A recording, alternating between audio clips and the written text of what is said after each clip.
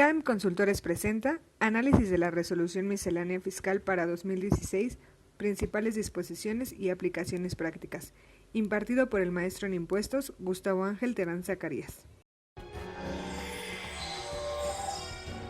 CADEM Consultores, líder en consultoría empresarial y actualización profesional. Los presentes y a los que se encuentran en línea también, buenos días. Pues vamos a dar al inicio nuestro curso del análisis de la resolución miscelánea fiscal 2016. Pues tenemos como antecedente prácticamente, pues es sabido de todos que las autoridades fiscales, en este caso el SAT, pues tiene la facultad de emitir distintas normatividades. Tenemos que tiene la facultad de emitir resoluciones misceláneas, así como diferentes tipos de criterios normativos, como son los criterios internos y los criterios no vinculativos. También tenemos que en muchas ocasiones las controversias que se llegan a generar cuando la autoridad ejerza sus facultades de comprobación, pues estas se pueden llegar a resolver cuando la autoridad está realizando sus procedimientos o sus facultades. Obviamente esto es cuando el contribuyente pues aún así observa la normatividad a la que está obligada a observar la propia autoridad. En este caso, obviamente vamos a ver que en términos del artículo 33, fracción 1, inciso G del Código Fiscal de la Federación, pues nos establece ahí que las autoridades fiscales tienen la facultad de publicar de manera anual disposiciones de carácter general, y también nos especifica que también podrá tener las facultades de dictar resoluciones de periodos inferiores a un año, pero también nos puntualiza que tratándose de los elementos esenciales como son sujetos, objeto, base, tasa o tarifa, estas reglas de carácter general no van a generar obligaciones o cargas adicionales a las establecidas en las propias leyes fiscales. Nos los puntualiza de manera exacta, ¿ok? Luego entonces, ¿qué significa? Sin embargo, en la práctica real, pues vemos por ahí que encontramos ciertas disposiciones dentro de las reglas de carácter general que nos obligan a los contribuyentes a sujetarse a cierta normatividad que no está debidamente legislada o no se encuentra regulada en una ley. Un ejemplo de ello, les pregunto a ustedes, ¿es obligatorio el buzón tributario?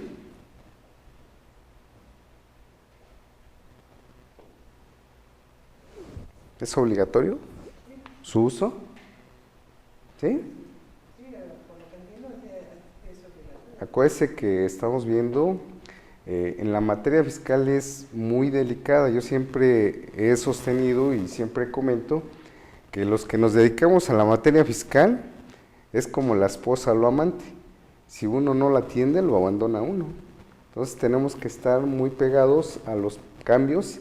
Y acuérdese que dice el artículo 5 del Código Fiscal de la Federación, que aquellas disposiciones que establecen cargas a los particulares, tratándose de los elementos esenciales de los impuestos, sujeto, objeto, base, tasa, tarifa, periodo de causación y época de pago, son de aplicación estricta. Y los criterios de los tribunales dicen que esa aplicación estricta se traduce en el método de interpretación que se utiliza en materia penal, que es la literal, conforme a la letra. Si en un momento dado la hipótesis de la norma no tiene contemplada alguna situación, pues no se puede configurar la obligación. En este sentido, por eso yo les pregunto, ¿el uso del buzón tributario es obligatorio? ¿No lo han checado? Chéquense, por favor, su artículo 17K del Código Fiscal de la Federación. Ahí nada más se establece que aquellas personas que están obligadas a inscribirse en el Registro Federal de Contribuyentes, la autoridad les designará un buzón tributario. Pues es distinto el que les designe un buzón tributario a que diga de manera expresa que su uso sería obligatorio. ¿Estamos de acuerdo? Luego entonces, de alguna manera, aterrizando a lo que le estamos comentando respecto a las reglas de carácter general, más adelante vamos a ver una regla que por ahí nos establece que todos los contribuyentes tienen que designar un correo electrónico máximo 5 para tener comunicación a través del buzón tributario. Y en caso que no lo designen, pues se va a configurar lo que establece la fracción tercera del artículo 134 del Código Fiscal de la Federación. Por lo tanto, les van a notificar que vía estrados. Entonces, como ustedes podrán observar, pues ahí la contienda que va a generarse a partir del 2016, pues va a estar bastante interesante. ¿Por qué? Porque si el código no dice que su uso es obligatorio del buzón tributario, pues sí me lo está forzando a través de las reglas de carácter general. ¿Estamos de acuerdo? Sin embargo, pues aquí dice que no van a generar obligaciones o cargas adicionales a las establecidas en las propias leyes fiscales. ¿Ok? Bueno. Luego tenemos también dentro del artículo 33, fracción 1, inciso H, lo que es el fundamento respecto a los criterios no vinculativos, y dice que las autoridades fiscales van a estar facultadas para dar a conocer en forma periódica mediante la publicación en el Diario Oficial de la Federación los criterios no vinculativos de las disposiciones fiscales y aduaneras. ¿Ok? Observe bien lo que dice la disposición, porque ahorita vamos a hacer unas observaciones muy interesantes. Sin embargo, ¿qué nos dice el penúltimo párrafo del artículo 33 del Código? Respecto a los criterios internos, dice que las autoridades fiscales darán a conocer a los contribuyentes los criterios de carácter interno. Dice, sin que por ello nazcan obligaciones para los particulares y únicamente deriven derechos de los mismos cuando sean publicados, ¿en dónde? En el Diario Oficial de la Federación. Luego, estos criterios internos, ¿a quiénes van dirigidos? A los contribuyentes. Eso es lo que nos lo regula el penúltimo párrafo del artículo 33 del Código. Sin embargo, en el 35 del Código también nos habla de los criterios internos, pero aquí van dirigidos a otras personas. Dice, los funcionarios fiscales facultados debidamente podrán dar a conocer a las diversas dependencias el criterio que deben de seguir en cuanto a la aplicación de disposiciones fiscales, sin que por ello nazcan obligaciones para los particulares y únicamente deriven derechos de los mismos cuando sean publicados, ¿en dónde? En el Diario Oficial. Entonces, estos criterios internos, ¿a quiénes van dirigidos? A los trabajadores del SAT, ¿estamos de acuerdo? A las diversas dependencias, llámese Administración General de Auditoría, Administración General Jurídica, Administración General de Asistencia al Contribuyente, etcétera, etcétera, etcétera. ¿Sí quedó claro? Ahora, lo que me gustaría que ustedes me dieran su punto de vista u observaran qué diferencia existe entre el alcance de las reglas de carácter general, que regula el inciso G de la fracción 1 del 33, y los criterios no vinculativos y los criterios internos.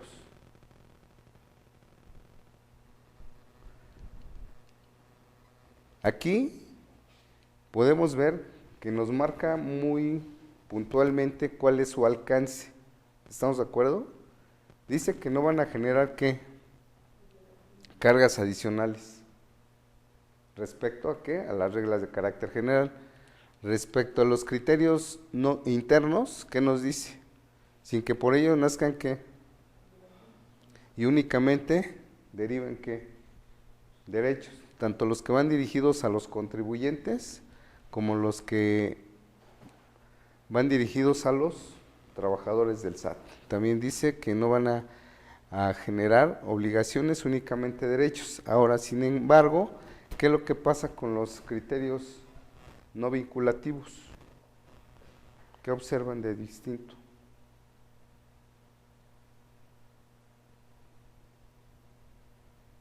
¿Qué es lo que provocan los criterios no vinculativos? Pues terrorismo fiscal, ¿no? Porque prácticamente, ¿qué es lo que hace a través de estos criterios no vinculativos? Decir la autoridad fiscal que en el caso que realicen ciertos actos los contribuyentes se consideran que prácticas fiscales indebidas. ¿Estamos de acuerdo? Sin embargo, estos criterios no vinculativos tienen algún alcance. No tienen ningún alcance.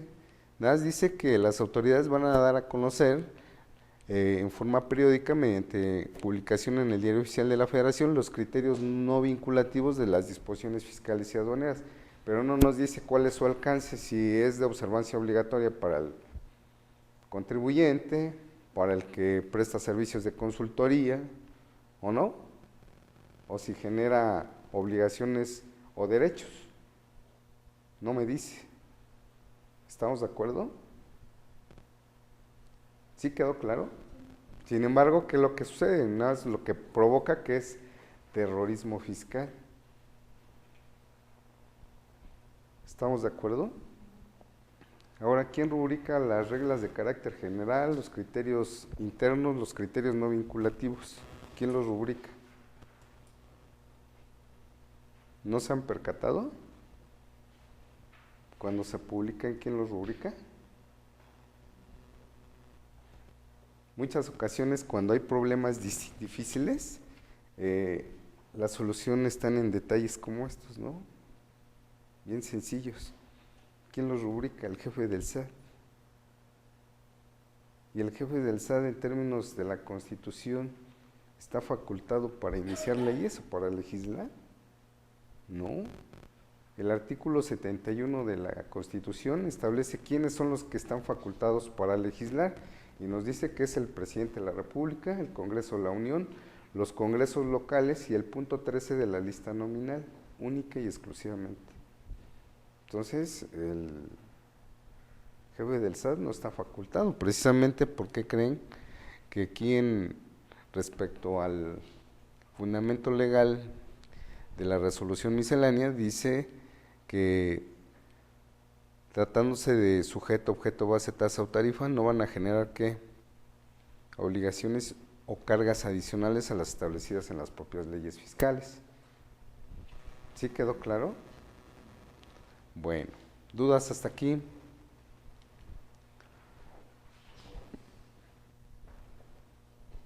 Bueno, ahora, ¿cómo se pueden definir estos criterios normativos?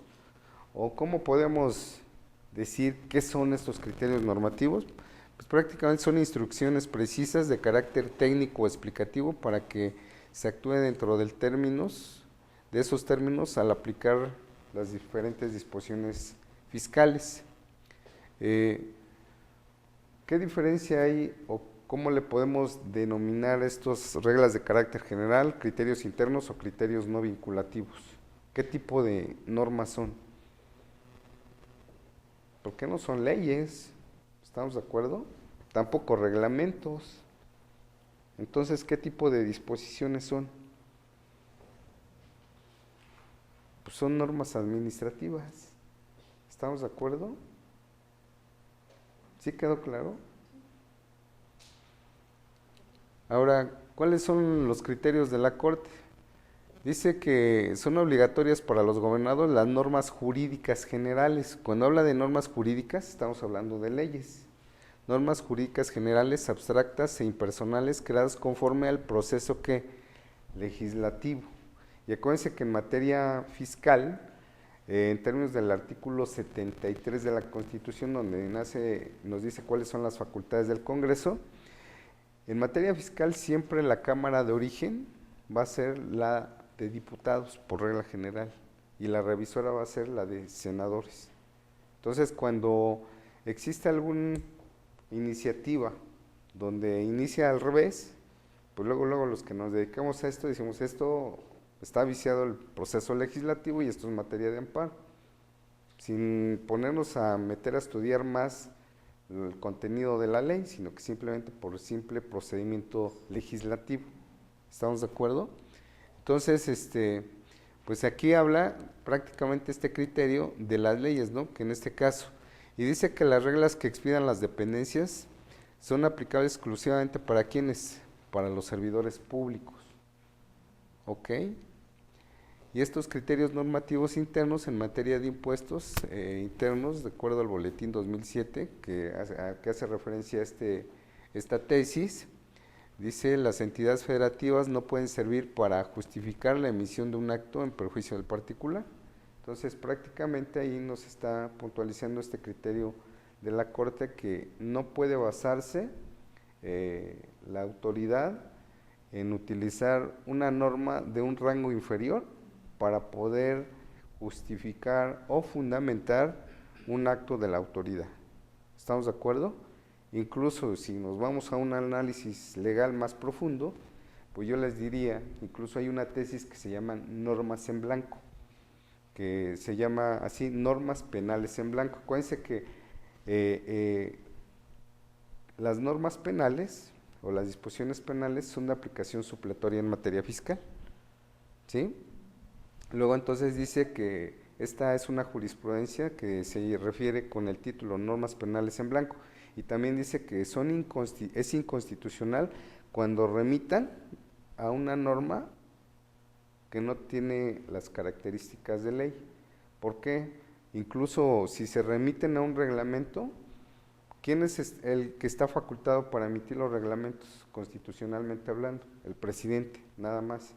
Entonces, si en un momento dado se va a fundamentar alguna resolución con base a un reglamento, pues está excediendo la reserva de ley, porque es una facultad indelegable del Congreso el que se legisle. Entonces, el Ejecutivo nada más tiene la facultad de emitir reglamentos, pero no leyes. ¿Sí quedó claro? Bueno, y entonces, ¿qué son las reglas misceláneas, o las reglas misceláneas son obligatorias? Pues sí, son obligatorias en términos del artículo 3 y 35 del reglamento interior, pero ¿para quiénes? Para los funcionarios o trabajadores del SAT. ¿Qué nos dice el artículo 3 del reglamento interior del SAT? Los trabajadores de base o de confianza del SAT estarán obligados a aplicar los manuales de procedimientos de operación, de organización general y específicos, los del servicio al público. Entonces aquí ya nos dice que están obligados. Y nos sigue diciendo que se consideran que dichos manuales y disposiciones son obligatorios cuando los mismos se hayan dado a conocer a los citados trabajadores y exista la constancia, o en su caso se hayan incorporado en los sistemas electrónicos. Simplemente cuando ya formen parte de la página del SAT, pues ahí los trabajadores del SAT están obligados a cumplir y a observar toda esta normatividad interna. ¿Ok? Y nos dice el artículo 35 del reglamento interior que en el caso de la Administración General Jurídica, ella es competente para regular lo que se refiere en materia de impuestos, derechos, contribuciones, así como lo que derive de este reglamento interior del SAT. ¿Ok? Bueno, entonces prácticamente aquí hago un comentario que se puede entender que los trabajadores del SAT son los que están obligados a aplicar los criterios normativos y las reglas de carácter general. ¿Ok? Únicamente los particulares no. Sin embargo, ya observamos ahorita con un ejemplo que no es así. ¿Estamos de acuerdo?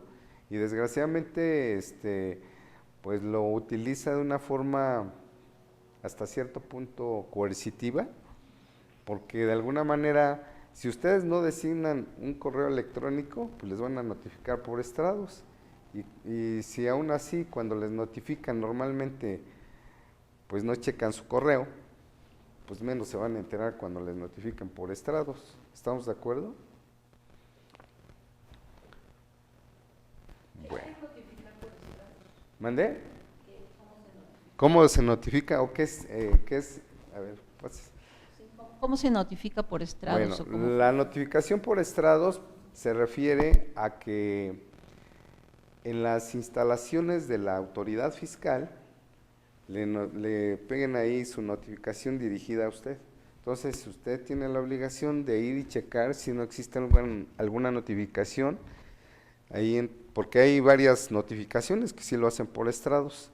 Si no hay alguna notificación que está dirigida a usted, obviamente eso lo hacen, y quiero que lo tomen en cuenta y que lo subrayen por ahí, que única y exclusivamente la autoridad puede notificar por estrados cuando en un momento dado va a notificar el procedimiento administrativo de ejecución y no se encuentra en ese momento al contribuyente o no se está localizado, entonces se tiene que hacer por estrados, nada más. Sí, pero al final, porque ahí es muy común que en el caso del Seguro Social, cuando se inventa sus notificaciones y lo hace de una manera hasta cierto punto ilegal, en este caso no le pueden notificar algún acto si no es el PAE. Y cuando ellos dicen, no, es que yo fui, le notifiqué por estrado, incluso le puse, lo dejé pegado ahí en la puerta. ¿Sí me explico? Cuando eso es ilegal. ¿Ok? Bueno, tenemos este criterio de la Corte respecto a las resoluciones de carácter general, que nos dice que se refiere a las interpretaciones que esas autoridades realicen de cualquier disposición de observancia general que incida en el ámbito fiscal, bien sea una ley, un reglamento o una regla general administrativa, por lo que por la propia naturaleza de estas reglas de carácter general no pueden generar obligación alguna a los gobernados, sino en todo caso ser ilustrativas sobre el alcance de dichas normas y en caso de publicarse en el Diario Oficial de la Federación otorgarán derechos a los contribuyentes. Entonces, con este criterio de la Corte, pues ya nos está prácticamente ratificando lo que dice el artículo 33, fracción 1, inciso G, respecto a las resoluciones de carácter general. ¿Sí quedó claro? Entonces, estas reglas de carácter general tienen como finalidad precisar las regulaciones establecidas en las leyes y reglamentos fiscales. Es decir, acuérdense que hay dos tipos de normas en materia fiscal, las sustantivas y las adjetivas.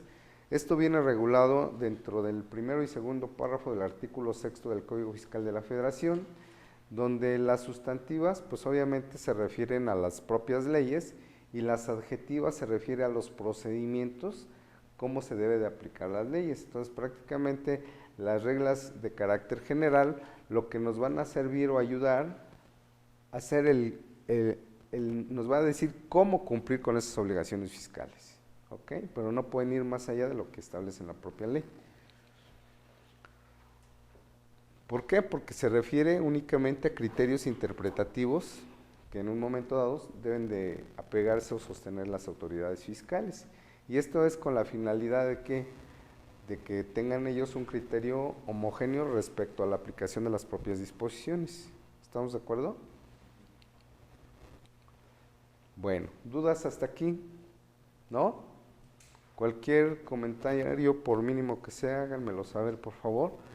Bueno, ahora todos sabemos que el día 23 de diciembre del 2015 se publicó en el Diario Oficial de la Federación por la Resolución Miscelánea Fiscal para 2016, donde incluye pues todos los anexos que vienen aquí, que eso pues nada más se los incluye ahí para que tengan conocimiento de lo que contiene cada uno de los anexos, que incluso ya salió por ahí, que todavía no es oficial, la primera modificación, la Resolución Miscelánea 2016, que ya está por ahí en la página del SAT, pero todavía no es oficial, ¿ok? Y que en estos, dentro, nada se los voy a comentar así a grosso modo, dentro de esta primera modificación habla de la famosa repatriación de capitales, que está muy interesante, que haga de cuenta, a lo mejor por ahí de repente hubieron quienes pues se llevaron su dinero a otro país, ¿no? Pero y si no lo reportaron, ahorita le está diciendo con esta facilidad, bueno, si no pagaste impuestos, te voy a dar chance que me pagues, ¿sí? Pero tiene sus implicaciones, porque nada más es de que ya me lo llevé o ya me lo traje y te voy a pagar, y que el origen, ¿sí? Acuérdese que muchas veces cuando hablamos de que se considera un origen ilícito, pues lo relacionamos directamente con que proviene del crimen organizado, pero sin embargo no es así. Es decir, si no pagó impuestos en su momento, nada más por ese simple hecho, ya se considera que su procedencia que es ilícita. ¿Estamos de acuerdo? Y pues es lavado de dinero. ¿Ok? Bueno, tenemos esta aclaración de publicación de datos, donde nos dice esta regla 1.2 que aquellos contribuyentes incluidos en el listado de contribuyentes a que se refiere el 69 del Código Fiscal de la Federación van a poder solicitar su aclaración, y esta solicitud de aclaración podrá ser presentada en el SAT a través de su portal, personalmente ante cualquier administración de servicios al contribuyente previa cita. El SAT deberá resolver esta solicitud de aclaración en un plazo de 3 días hábiles contados a partir del día siguiente en que se haya presentado.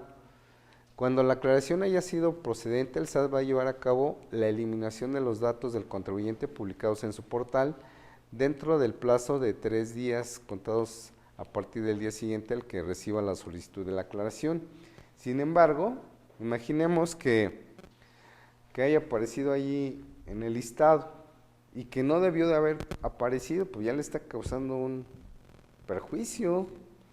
Entonces por ahí hay una ley que se llama Ley de Víctimas, donde se puede solicitar una indemnización al Estado.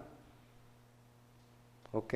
Y entonces acuérdense que también en términos del artículo 34 de la propia ley del SAT, establece que cuando los funcionarios cometen falta grave, y cuando cometen falta grave, pues tienen la obligación de indemnizar al particular.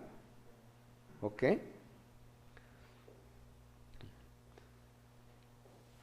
Bueno, entonces también nos aclara que el SAT tendrá que llevar a cabo de manera quincenal la actualización de los datos publicados en su portal, independientemente que la actualice cada 15 días.